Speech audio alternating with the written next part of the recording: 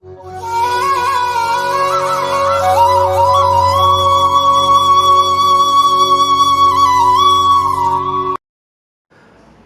பக்தர்களுக்கு என் அன்பு வணக்கங்கள்.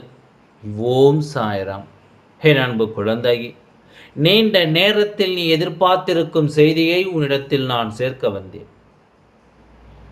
எந்த செய்தியை நினைத்து நீ வேண்டிக் கொண்டும் கவலைப்பட்டு கொண்டும் கண்ணீர் சிந்திக் கொண்டும் இருக்கின்றாய், அந்த செய்தியை உன்னிடத்தில் நான் சேர்க்க வந்தேன். நான் கேட்பது ஒன்று, நீங்கள் செய்வது ஒன்று என்று என்னிடம் நீ புலம்புவது எனக்கு நன்றாக தெரிகிறது. இப்பொழுது வேண்டுமானால் நீ இப்படி சொல்லலாம், உன் சாயப்பா சொல்வதை முழுமையாக கேட்டுவிட்டு நான் என்ன சொல்ல வருகிறேன், நான் என்ன செய்ய போகிறேன் என்பதை கேட்ட பிறகு நீ எனக்கு பதில் சொல். நீ வேண்டியதை இதனால் வரை நான் கொடுக்கவில்லை என்று என் மீது நீ கோபப்பட்டிருக்கிறாய். சாயப்பா, என் துணையுடன் என்னை ஒன்று சேர்த்து வையுங்கள், நான் வேண்டும் உறவை எனக்கு கொடுங்கள் என்று என்னிடம் கேட்டுக்கொண்டிருக்கின்றாய். ஆனால் அது உனக்கு காலதாமதம் ஆவதால் என் மீது உனக்கு வருத்தம் வந்துவிட்டது. என்னிடம் சாயப்பா செய்வீர்களா மாட்டீர்களா என்று நீ கேட்பதையும் நான் பார்த்து கொண்டு தான் இருக்கின்றேன். அவசரப்படாதே. நீ வாழ்க்கையில் அவசரப்பட்டது போதும். உனக்கான நாட்கள் வரும் வரை நீ காத்திருக்க வேண்டியது அவசியம்.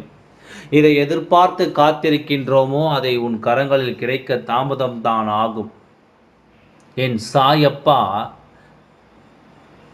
எனக்கு கொடுப்பார் என்று உன் பாரத்தை என்னிடம் வைத்துவிட்டு உன் கடமைகளை நீ செய்து கொண்டே இருந்தால் உனக்கு இன்ப அதிர்ச்சித்தான் வரும்.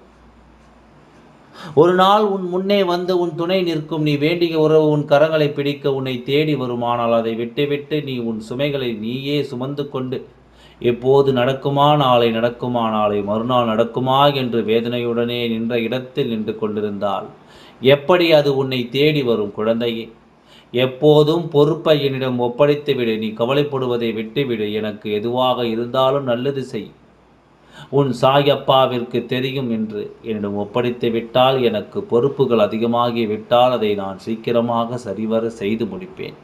இதை நீ புரிந்து கொள்ளாமல் எப்போதும் மழையை நினைத்து கொண்டு நடக்குமா நடக்காதா என்று கவலைகளை சுமந்து கொண்டு எதிர்மறை எண்ணத்தை உன் மனதிலும் உன் எண்ணத்திலும் நிறைத்து வைத்து கொண்டிருந்தால் எப்படி நல்லதுகள் உன்னை தேடி வரும்?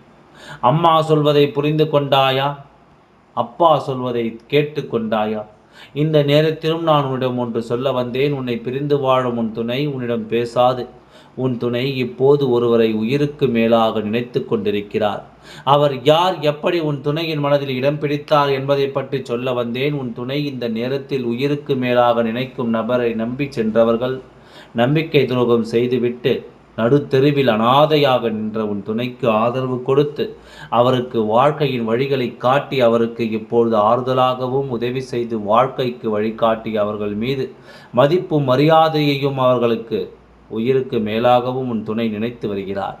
உன் துணையின் மனதில் கள்ளம் கபடம் இல்லை என்ற தவறும் எந்த தவறும் இல்லை. உன் துணை உன்னுடன் வாழ வேண்டும் என்று இப்போது ஆசையும் படுகிறார். அதற்கு காரணமாக யார் இருப்பார்கள் தெரியுமா? இப்பொழுது உன் துணைக்கு வாழ்க்கையின் வழியை காட்டிய அந்த நபர்கள்தான் உங்கள் இருவரையும் ஒன்று சேர்க்கப் போகும் நபர்களாக இருக்கப் போகிறார்கள். நீயும் அவர்களுக்கு நன்றி கடன் செலுத்திவிட்டுத்தான் ஆக வேண்டும். உன் வாழ்க்கையில் புதிய உறவுகளும் புதியதொரு மாற்றங்களும் ஏற்பட போகிறது. உன் சாயப்பாவின் ஆசையை பெற்ற நீயும் உன் துணையும் அந்த புது உறவுகளும் நலமுடன் மகிழ்ச்சியாக வாழப் போகிறீர்கள். உன் துணையோடு அவர்களும் வந்து உன்னை சந்தித்து உங்கள் வாழ்க்கையை இணைய செய்ய போகிறார்கள். ஓம் சாய்ராம். நன்றி, வணக்கம்.